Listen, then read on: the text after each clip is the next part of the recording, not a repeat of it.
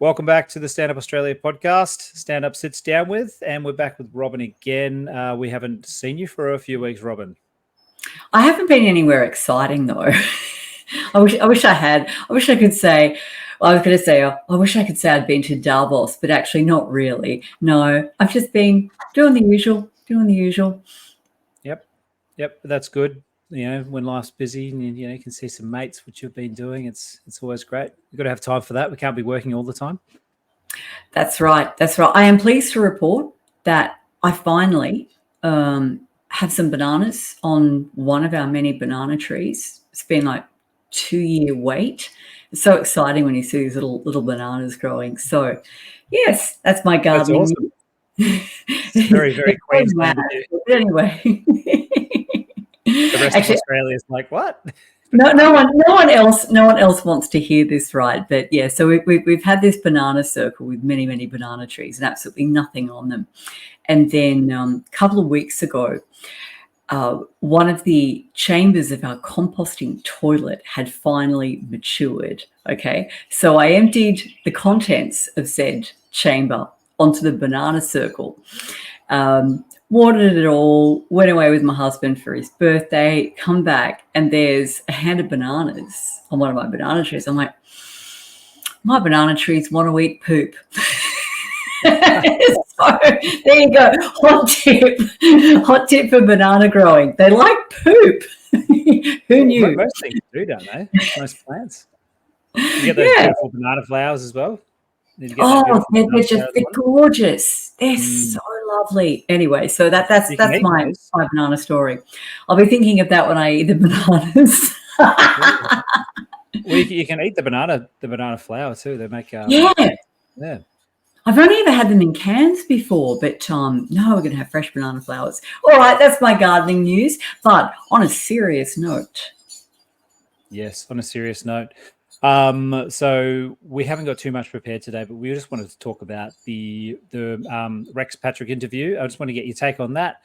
We had an interesting chat with one of your subscribers last night as well, just about where we go from here, how we use the FOI to our advantage a little bit more. And look, it's been really quite positive, to be honest, the whole week. I've had a chat to my local member who was great. Really lovely guy. His name's Ross Vasta. He's in Bonner down here. And for anybody who actually went to the sit-ins at the MP's offices a couple of weeks ago with the ACA event, I think Jody Lowe was organising that one. And that worked. That really worked. If it's anything to go by what Ross said, he knew about the WHO pandemic treaty, but not very much. He wasn't told about it by his staffers. I just think, they're just normal people, ordinary people, and the staffers they've got are ordinary people too, and they're probably more likely. Yep. It's one of the things that I've heard Malcolm Roberts say a lot, that he has a youngish staffer who is really on this, and it's his staffer who informs Malcolm Roberts about a lot of the issues that he then subsequently pays attention to. So, yeah, that's a really good point. Our MPs are human beings. You'd like to think that the majority of them go into politics because they really are motivated to give to their communities. Now, what happens to a lot of them is they get sucked into the political machine, and that machine is very corrupting influence. But it doesn't mean they're all bad people. They're not all terrible people. It's a terrible system, and it has a corrupting influence. But that doesn't mean that every MP is a lying, thieving son of a bitch, right? So yeah, I love the fact that you went to see this guy, your local MP, and he was actually really interested in talking to you, and came away from that meeting, I gather, essentially saying, well, I need to look into this a little more. Yeah, well, not better than that. He had actually taken the information that was given to him on that day he said there was about 5 or 6 people that went down in our area to the MP's office. He went out and chatted with them. They gave him documents. He went to Canberra, which is when I first went to see him. He was in Canberra, so spoke to his staffer, and he gave me his email address, and I emailed him, and he said, yeah, look, this is really worrying. And I've had a chat with Gerard Rennick when I was in Canberra, and we're very, very much against it. So he's considering signing the paper as well. I've sent that to him to sign, or not to sign, but so he knows what to do and who to speak to. And it's really encouraging that can happen, because I think the one thing we get into, and we talk about this a lot, where we tend to complain a lot in our society, but we don't tend to get to the point where we have action. We don't go to the MPs. We just go, oh, bloody MPs, they're not listening to us. But in the end, they can't listen to you unless you actually say something.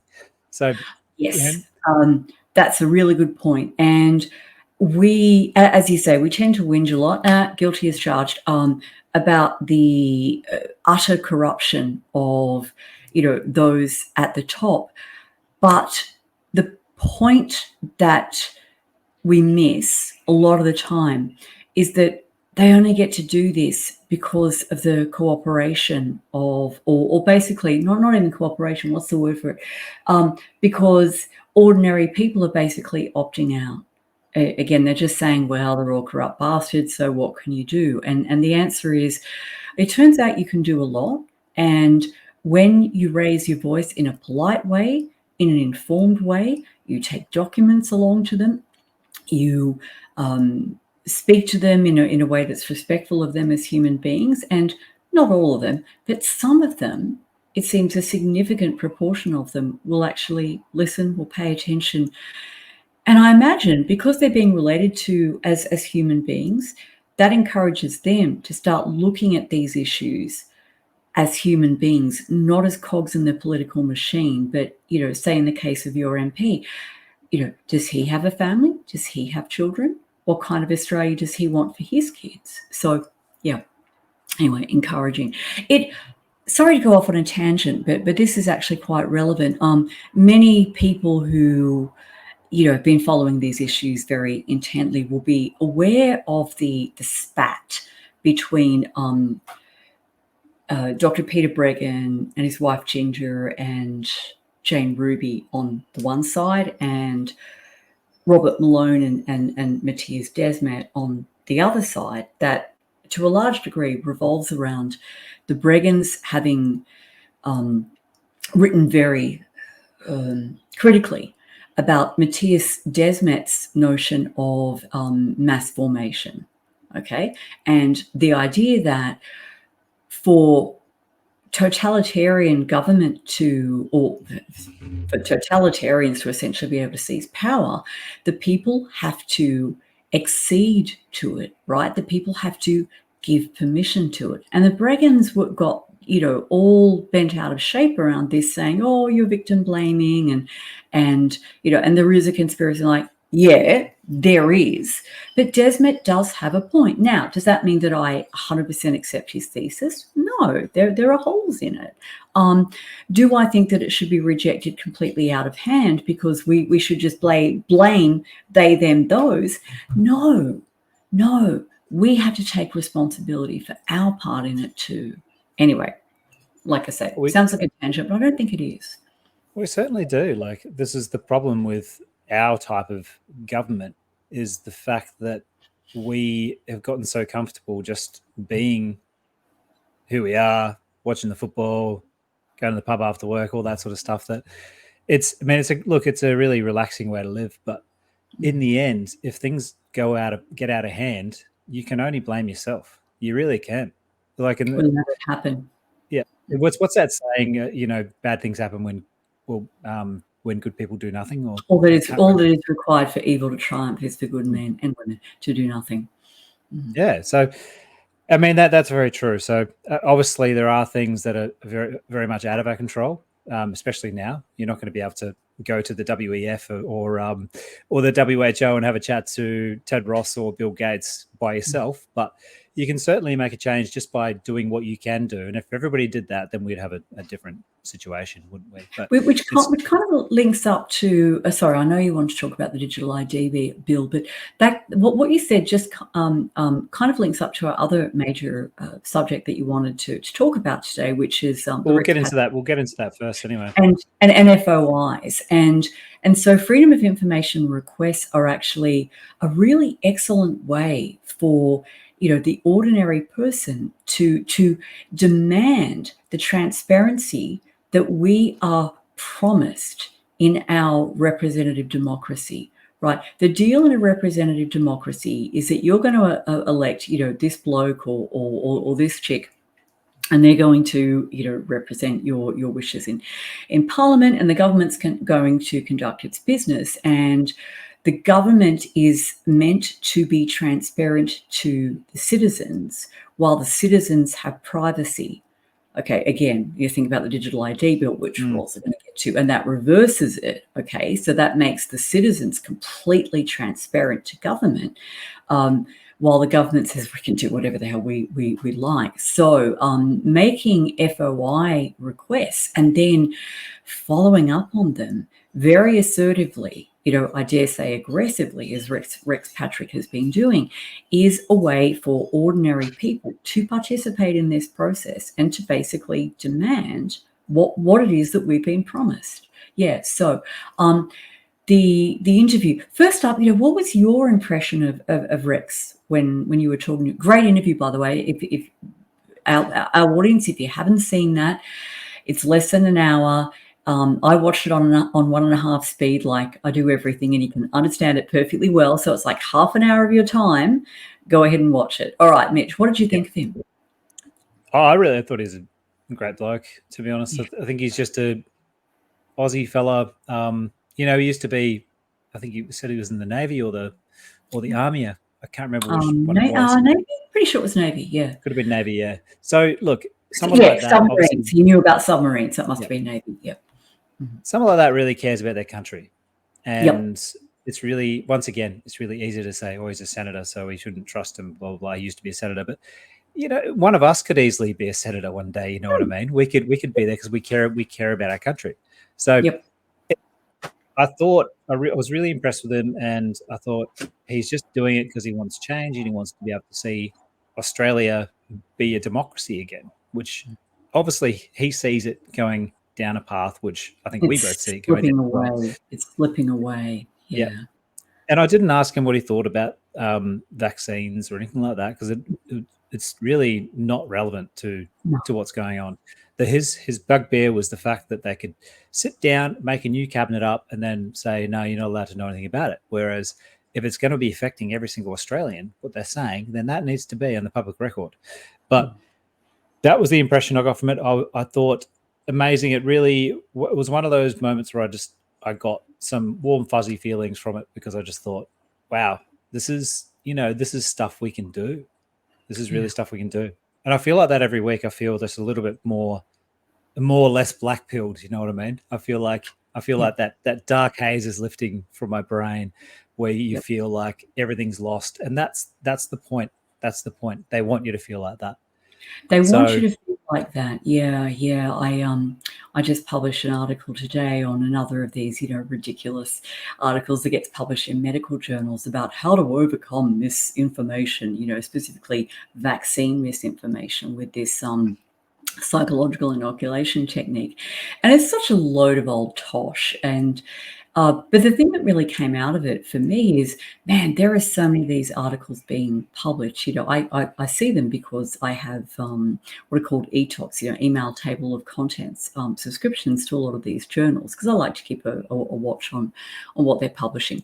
And there's so many of these articles being published in medical journals. There's a real industry around this. And I mean, so what can you conclude from that? Well, partly it's that the people in this industry have made it a bloody industry, even though there's absolutely, there's no foundation to it. But the other thing is there's so much money being shoveled into it. Now, why is that? Because they're scared. They're scared of us. They're scared of people who either from the get-go said, no, I don't want your experimental COVID shot. They're also scared of people who got the first one or two or even three or four and are now saying, no, thank you very much. I'm not having any more boosters. And by the way, I'm looking pretty seriously at whether I'll ever have a flu shot, whether I'm ever going to, give my kids any more vaccines, and even when I'm going to give my dog or my cat vaccines. Like, that's the point where we're at. And that makes they, them, those really, really scared, which is why they're shoveling money into this bogus industry of misinformation research. So we should take heart from that.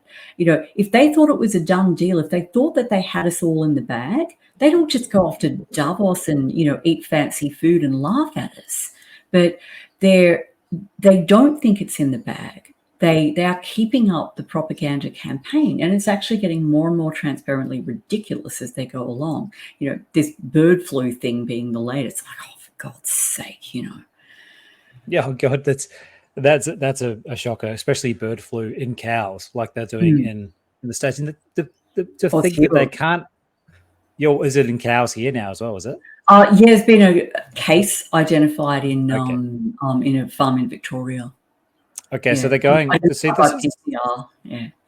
I think these PCR tests. I mean, we need this is one FOI that needs to get off the ground, and we need to get every single record of every sort of cycle threshold they've used in. Well, I mean, I saw the Doherty Institute in those cabinet documents was the ones that were actually advising the government, advising the national cabinet on a lot of these issues. And the Doherty Institute, is that a non-for-profit, or is that a private company or a non-for-profit? That's a non-for-profit. Yeah, well, I mean, how do you define these things? They get a lot of money from the vaccine industry. So is it considered a charity? I suppose it is, from the point of view of its tax status.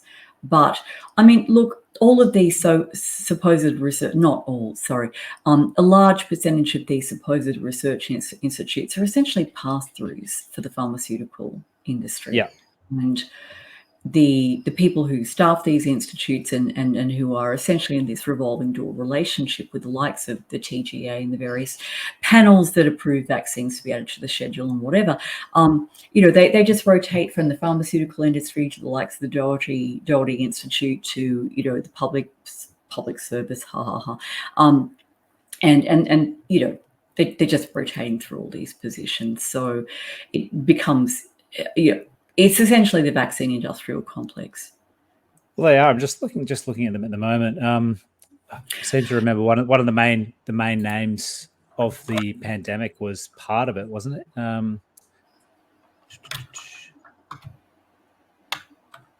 There is, I believe, on the IMOP page, conflicts of interest.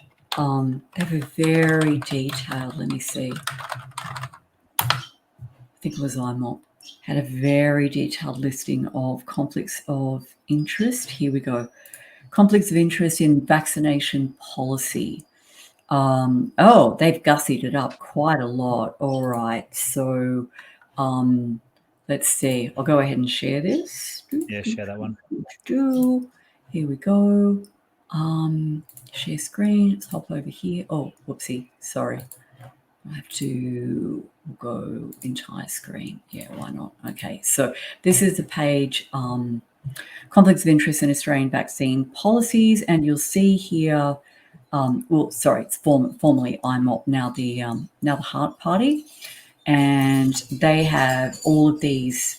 So they have it listed by what the advisory body is, and then they've got conflicts of interest of individuals, I think, or. I haven't looked at this for a while. Oh, yeah, here we go. So they've got organisations and then they've got individuals. So this very detailed, gets updated quite regularly, I believe. Yes. So people on Atagi there. Alan Cheng, remember Alan Cheng during the pandemic? Yeah. Another little Hitler. So it's it's a den of thieves. So here we go, Peter Doherty Institute, also in collaboration with Vaccine and Immunisation Research Group, Murdoch Children's Research Institute, which has received funding from vaccine manufacturers GSK, Janssen, Merck, Novavax, Sanofi, and Seqirus. So wow, no conflict of interest yeah, there. Peter Doherty is a member of Friends of Science and Medicine, which supported the No Jab, No Pay, which robbed parents of their rights to claim childcare payments if they didn't go along with the schedule. Yeah, so here we go. The lovely Jane Holton, that's it. Yes. Yep. Event 301 Holton. Yeah, you bet. Let me see. Is that actually on there? So chair of SEPI. Yep. And her husband, Trevor Sutton, deputy for the ABS, sits on the advisory committee of IHME, which of course is Bill Gates funded. Yeah, here we go. IHME received funding from Bill and Melinda Gates Foundation, yada, yada, yada. So, okay, that is a really worthwhile resource, which I'll pass over to you, Mitch, to share in our show notes. Yeah, so these are the people that are advising the government on these things, and all we get from this is said in the actual minutes from the in the documents is that they advise them on this, and then it says attached data. There's nothing attached. Yep. Yeah. Yep. So that's all we get. So the next FOI needs to be, what's the data? Hang on, what are those blacked out bits? What's in there? And There's why? a whole section. Why are they redacted? Yeah. So for those who are going, what are they talking about? So Rex Patrick, who was formerly in the Australian Senate as an independent, I believe. I don't think he was with the Liberals, I believe. Yeah, didn't he say he replaced Nick Xenophon? Anyway, he worked with Nick Xenophon. He worked for okay. Yeah, I could be completely wrong there. So yeah, that's okay. Anyway, I mean, he was in the Australian Senate, and he was a big advocate for transparency of the workings of government to the people who actually pay these people's salaries. And so Rex Patrick submitted some FOI requests for the National Cabinet documents. So this is what we're talking about now.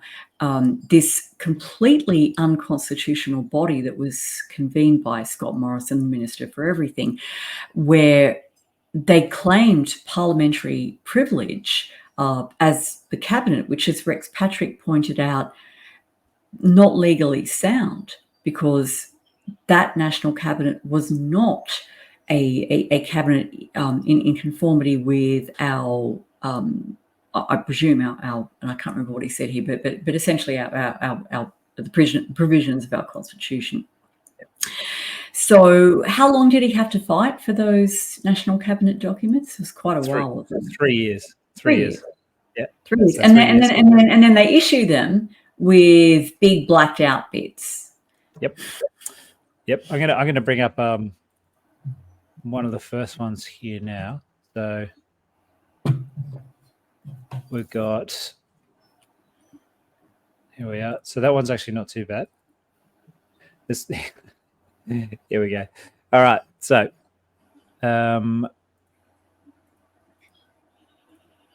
this one here. So here's one of them. So this is leaders welcome the Honourable Peter Getwin MP, Premier of Tasmania, and then it says, so, and it has numbers here. These are like suggestions. Where are we? The arrangements.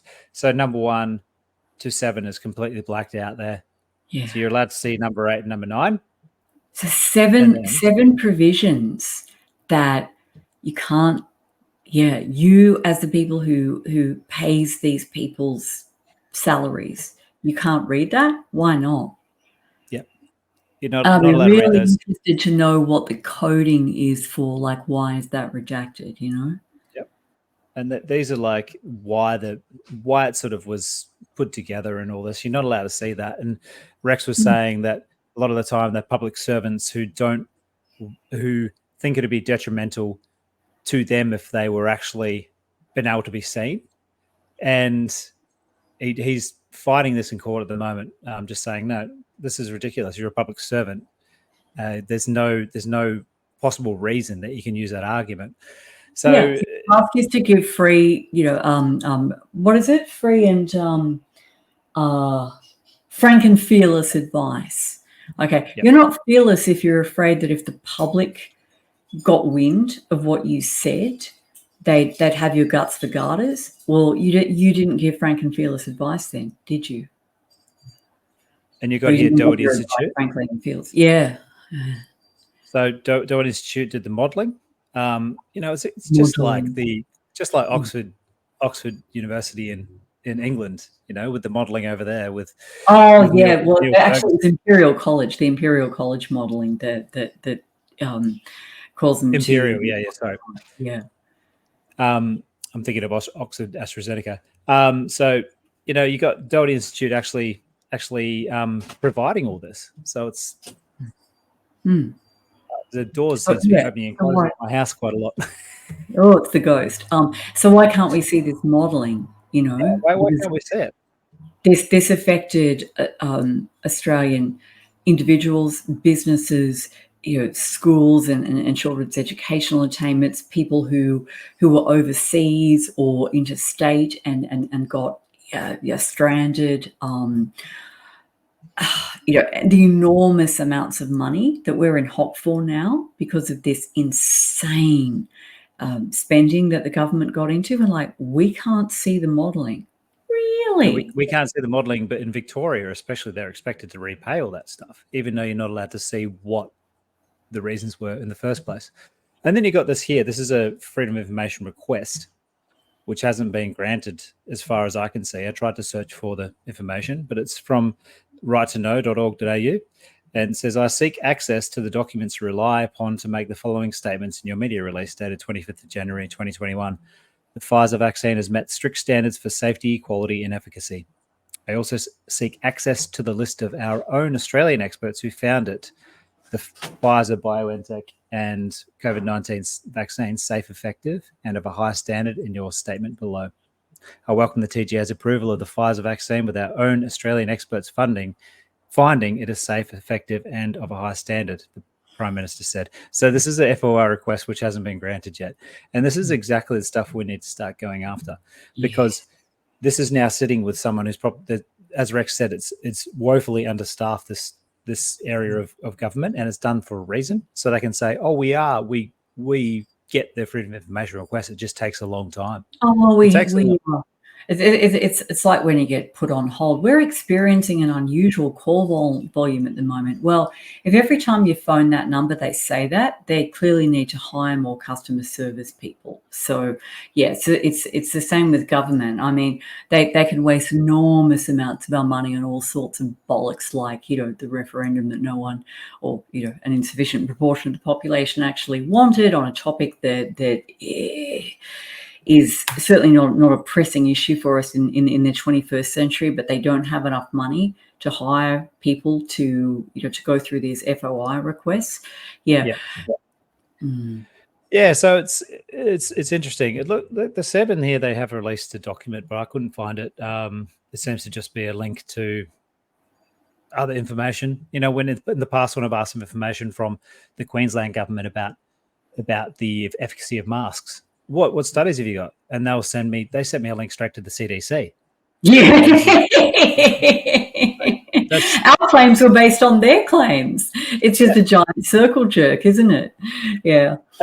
It's crazy, but it is amazing what you can get, though. Like during the start of this, when I was still in Melbourne, I got onto one of the testing facilities where they were doing the PCR tests, and I just said, look, I'm a journalist with The Age, and I'm just doing a little story on the PCR. I'm just wondering how it's done, and I heard there's some sort of thing called the cycles. I'm just wondering what you run cycles at. And sure enough, someone got back to me within a week. Oh yeah, we're running the cycles at 38 cycles.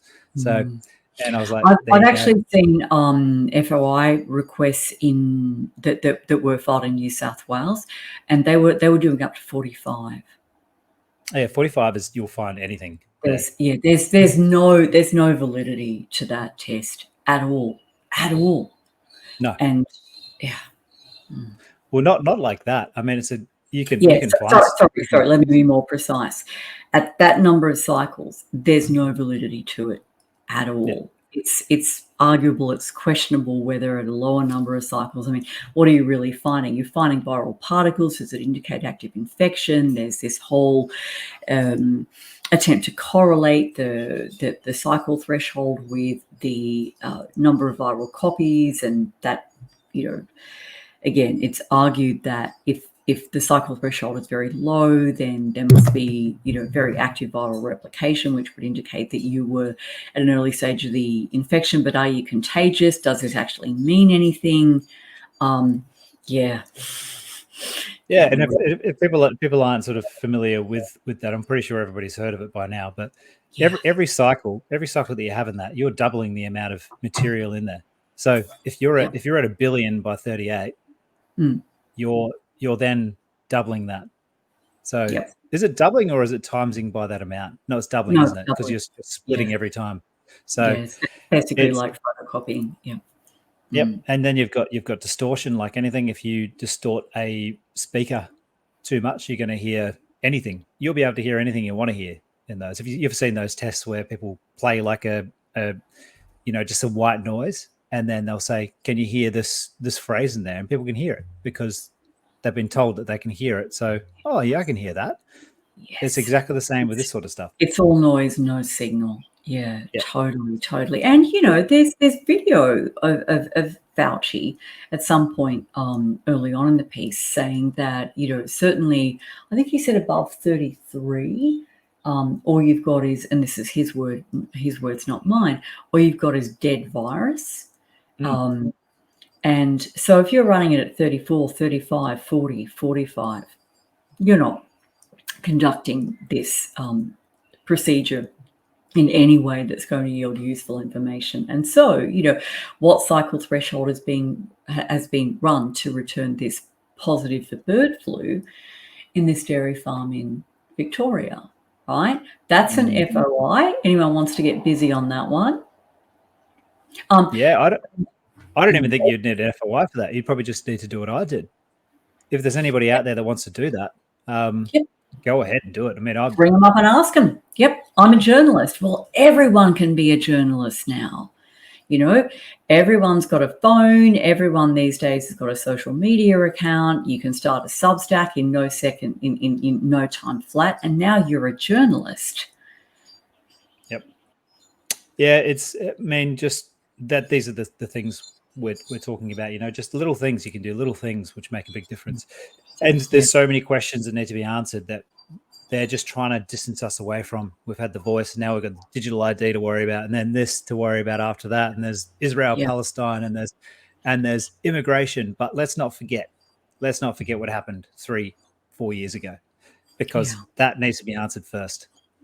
100%. And just to kind of wrap up this topic before we move on, what we were chatting about last night with the rock star is how we can put together, I suppose, let's just say, a coordinated campaign whereby we can really leverage these freedom of information requests. So, we started brainstorming on it, but I'd like to get our audience participation going. Your ideas are welcome. Freedom of information requests are a tool that is available to any Australian. How can we make the most of this in a really coordinated, organized fashion where we ask the right questions and then publicize the answers or lack of answers or redacted answers in the right ways to get maximum eyes on this and maximum number of people scratching their heads and going, why won't the government tell us that? Like, why are they hiding that? Because for all the people who are still, thinking that whoever won the footy on the weekend is the most important issue in their lives, this is what we need to get them alert to kind of shake them out of their torpor and go, hang on a minute, the Australia that I knew is slipping away at an ever more rapid pace. And it goes beyond just, hey, politicians have got their snout in the trough. Well, what do you do? What can you expect to? No, your whole way of life is being stolen from you inch by inch by inch. Now, get up off your sofa and go do something about it. And not by, assassinating someone. Yes. Or causing chopper crashes. Whole other story there. I mean, and I don't know what happened to the Iranian president. I don't know, but hey, it's suspicious. So don't do that, folks. That's a bad idea. But do exercise your rights and, frankly, your responsibilities as a, as a. I know a lot of the people in the like common law thing, they hate the word citizen, so I'll steer away from that. It's a loaded word, but as a person who lives in this country, a free person, a free man, a free woman. Yep, if you prefer that, I'm good with that. It's totally fine. I understand citizen is a loaded word. So exercise your obligations as a free person. They work for you. Make them work. Yep. All right. It's my rant. I've just forgotten it. We've forgotten it as well. And we would like to set something up. I mean, a web page of some sorts where people can either get the tools to make their own freedom of information, or just submit maybe a request for someone to do a freedom of information request. But it will require resources and it will require a lot of people. So watch this space, but we'll be trying to get something off the ground in the next send your ideas. months. Yep. But send your suggestions. All welcome. Emailing us, and if you're listening to the podcast, not watching, then there is a little button at the top of the podcast there to text us, and that'll go straight to my little inbox in my podcast directory thing that I used to upload the podcast. That wasn't the correct terminology for it, but if you want to do that, you can just email us on the email address, which is also in the notes. So, but yeah, crowdsourced wisdom. I love it. Yep. Crowdsourced, decentralized. Everything needs to be decentralized and needs to stay decentralized. And the more we can do as a tribe, because I think the main issue here is now we all feel like individuals living in a society, whereas in the past, if a tribe of people had a problem, they'd band together and they'd go sort it out. We just don't see that. We just don't see our tribe the same way anymore. So we need to start thinking tribally again and forming these big groups where we can go after the information and the truth we need. Yeah, you bet. Speaking of truth, and yes, let's get the ideas about truth that are coming down from those on high. Let's get your thoughts on the digital ID. Yeah. So, look, as with all of these Trojan horses for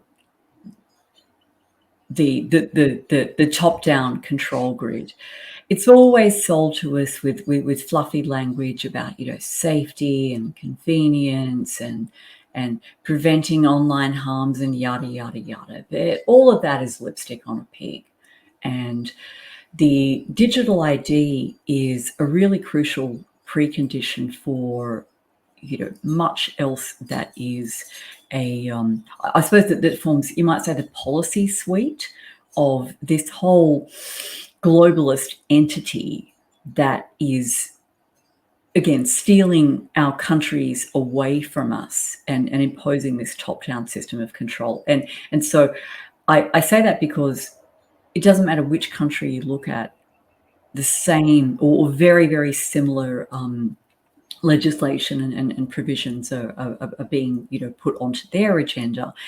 And it strains credulity to think that this is just a big coincidence. This is coordinated.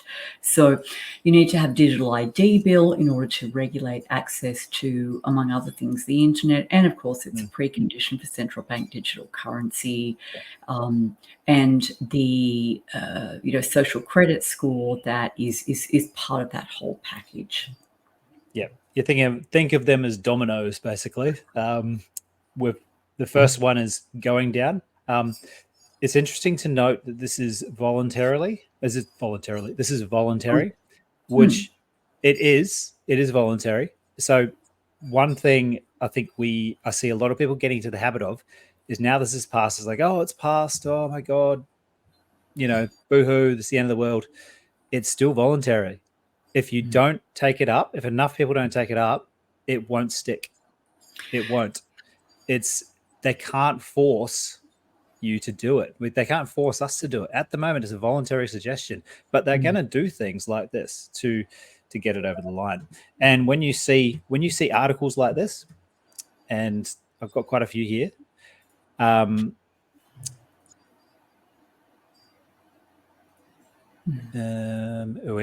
So when you see articles like that, this one here, so genetic discrimination. Some say it's genetic discrimination, but insurance companies are fighting access to these test results.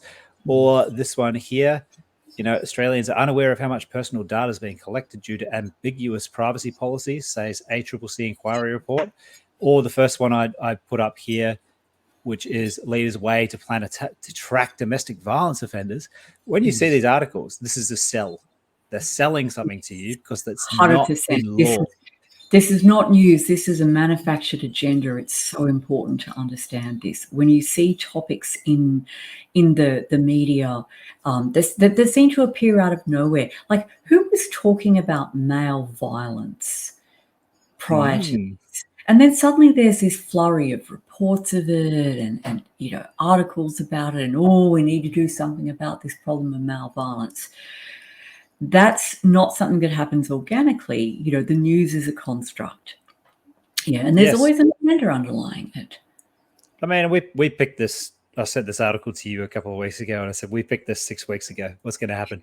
Because this is from the 30th of April, and it says, Prime Minister Anthony Albanese has warned about the way boys and men are gaining access to violent and misogynistic content online, raising the prospect of new measures amid a growing debate about stricter age tests for young people on social media apps.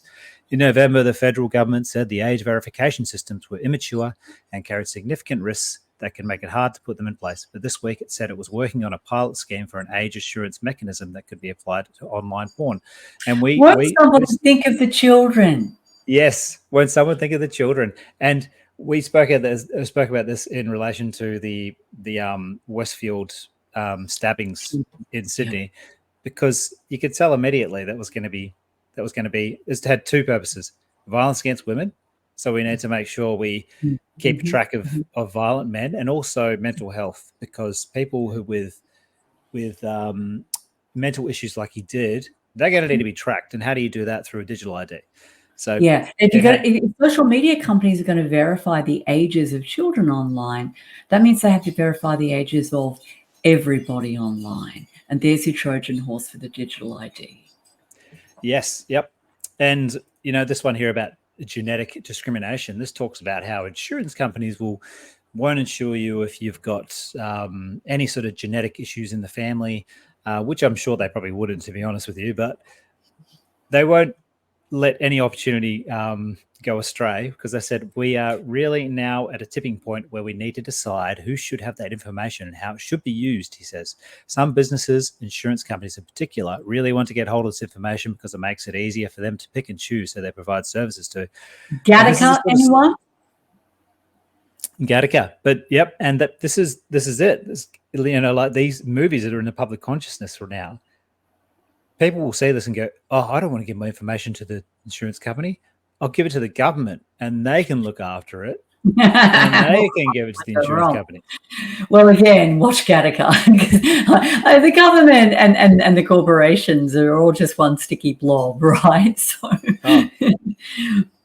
yeah, and I'll have these articles in the show notes, but just all these. And look, ABC, Guardian, and The Age. What's three things in common with those articles? And I don't choose the articles on where they come from. I choose on the content. And the content in here, 3 articles with 3 basically sales pitches on the digital ID, and they're all from left-leaning, labor sort of aligned newspapers or websites. Yeah. Essentially, they're all coming out of the same policy mill, and that's what it is. It's a policy mill. These journalists don't wake up on Tuesday and say, hey, I'm going to write about ambiguous privacy policies. These stories are pitched at them, fed to them.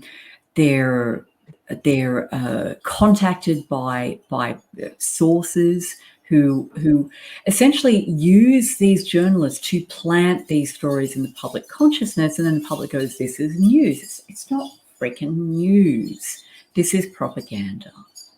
Yeah, it certainly is propaganda. And just to bring up something that's coming on down the road is the misinformation and disinformation bill, which has a lot less threatening actual name, which I can't remember right now.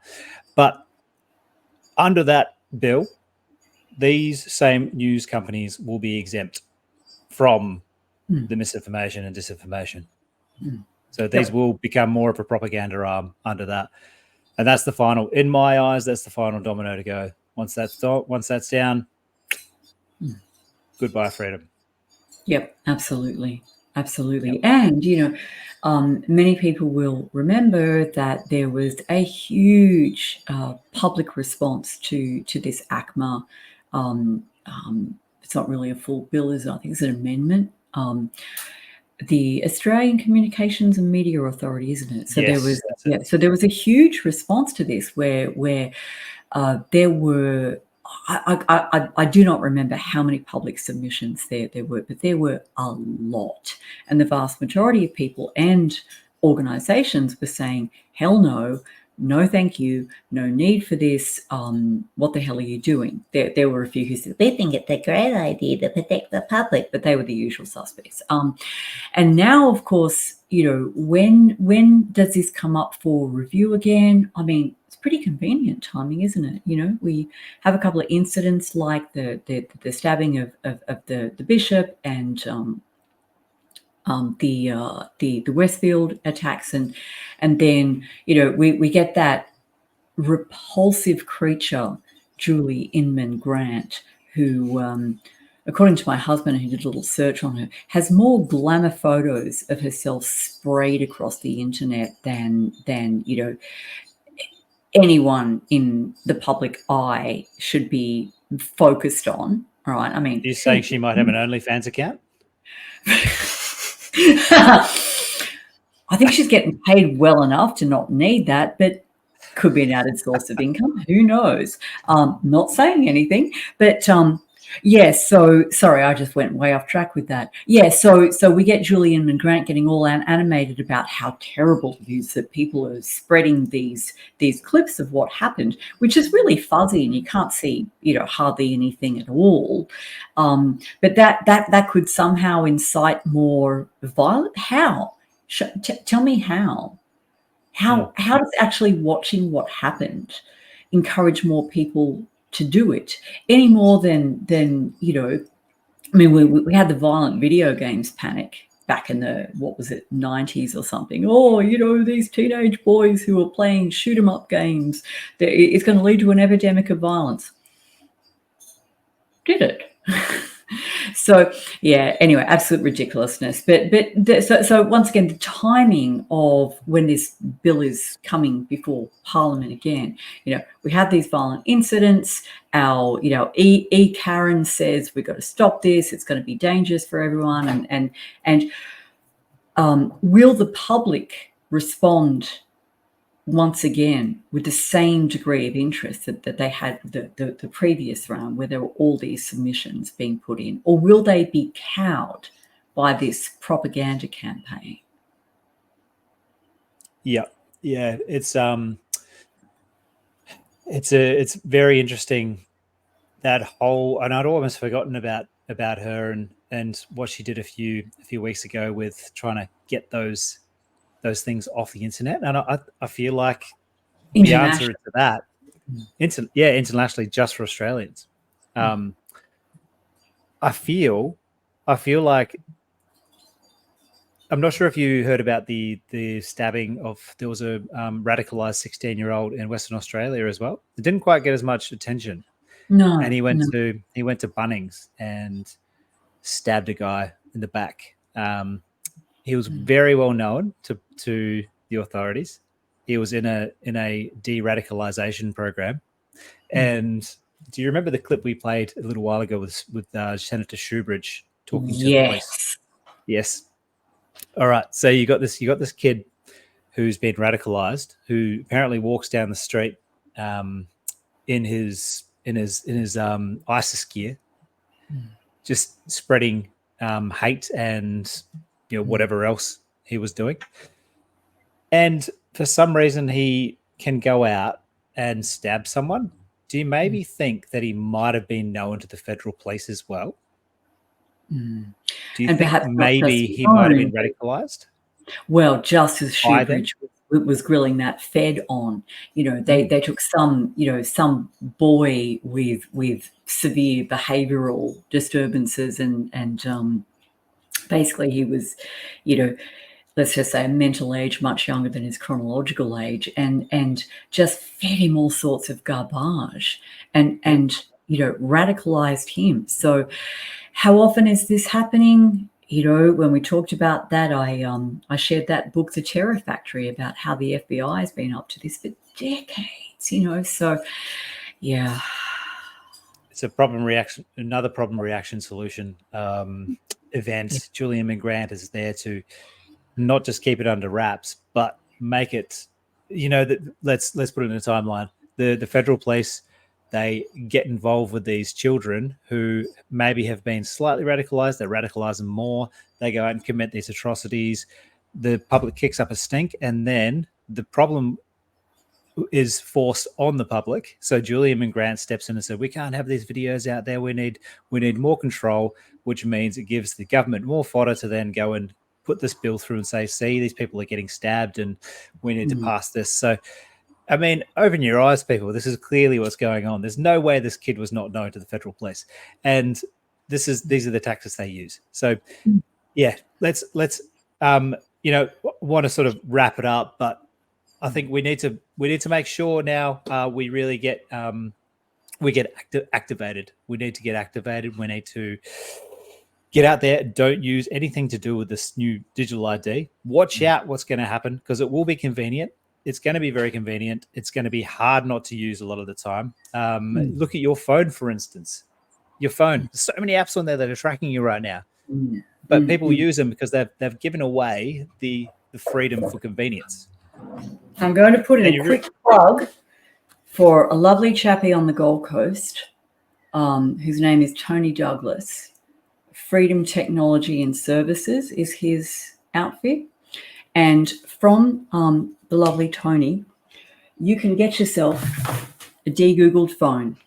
It's a Pixel phone. It runs a graphene operating system, and you don't use Google Play to download your apps. There are all sorts of other ways to get it.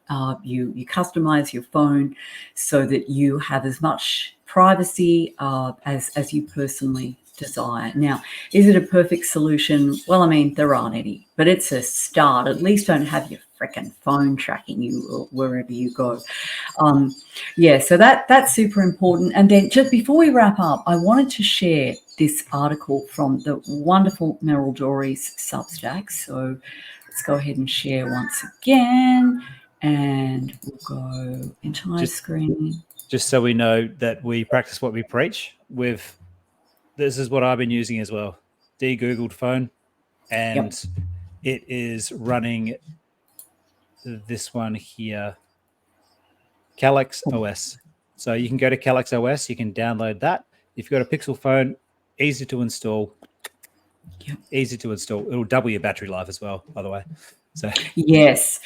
So that's a great option for those who are tech savvy. If you're thinking, I don't know how to de-Google my phone, then give Tony a buzz, and he will set you up with an already de-Googled phone, definitely. A good quality phone. Yeah, legend. All right. So quick share of this article by Meryl Dory, and this was actually an email that was sent to her from an Australian who lives in Iceland. In Iceland, the digital ID system is linked to each person's I don't speak Icelandic, Kennetala or social security number. I sign into everything with my electronic ID. I won't even attempt to pronounce that, via my phone. Anytime I access my bank account, phone services, accounting, tax, insurance, credit score, manage my assets, power bill, medical record when I vote, or even want to pull up a store receipt of something I bought, it's all linked to my digital ID, everything in one place. Everything. You cannot not have a digital ID to live in Iceland. It's impossible. Look at all the things that you can't do if you don't have this digital ID. And look at this. Anyone can look up where I live, the license plate of my car, how much tax I paid last year, my phone number, you name it. It's public and available. All you need is my Kennetala to find it all out. And then the government has access to bank accounts, knows every transaction I make, what I spend, what I earn. They don't need a warrant. They just get it, okay? It's just automatically theirs. So he says, over the coming years, the government will make it impossible to opt out. You'll need one for everything. So, and here's how they'll sneak it in: anti-money laundering, financial security, plus the things that we've been talking about. And okay, other ways to opt out. So, so he talks about various backup plans that involve essentially, moving your affairs, your banking affairs in particular, out of Australia, which is, not exactly well, he lays it out as it's a reasonably simple option, but it's still going to present problems. But really, the critical thing is, as you were saying before, Mitch, just don't opt in. And when you're paying your rates or your taxes or whatever else it is that you're supposed to do using this thing, you just say, no, I don't use that. Give me another option. If everybody, or not even everybody, if a very large percentage of the population says, no, I'm not doing that, and the Australian currency is legal tender, I will pay my rates or taxes or whatever the heck else in the legal tender of this country, and you're obliged to let me do that, then the government is going to have enormous trouble bringing this in. And it also provides the party that is in opposition at that time with some kind of wedge issue where they can say, well, if you vote us in, we'll get rid of this thing that you hate. Now, whether they do it or not is another matter, but at least you get this issue, forwarded, politically speaking. So just say no. If you want to open a bank account and they insist that you have this thing, you say, I'll take my business elsewhere then. I won't bank with you. What bank will not insist on this? And very often that's going to be local banks where you should be banking anyway. Yep, definitely. Yep. Great points there. Read that article. Like everything, it'll be in the show notes. And highly recommend reading all the stuff that's in there today. It's not too much in there, so you can. It is very doable. So thanks again, Robyn. Good to chat to you again. It's been a while. Good to be back. Yeah. But we've done it again. We've managed to turn a 45-minute conversation into over an hour. So oopsie. Yeah. But yeah, we'll let everybody know a little bit more about what's going to go on with this FOI. Because it's something that needs to be done. And if anybody can help out, please just email us and lend a hand. Absolutely. We welcome your suggestions. If you have, the kind of like database management skills that would be needed to operate what would end up being quite a, complex database of people who volunteered with expertise in various domains, who've submitted FOIs. We need someone who's got the ability to track or we need technology has the ability to track what's been submitted, when was receipt acknowledged, when did the relevant department promise to provide the info by, did they do that, what was their response, what are the codes, et cetera, et cetera. So we need everything from someone who's very eloquent in writing these things and familiar with the legislation, to people who say, well, I'm semi-literate, but I can work, not semi-literate, but literacy skills are not my bag, but hey, I can do a mean spreadsheet for you. We need you. Volunteer, please.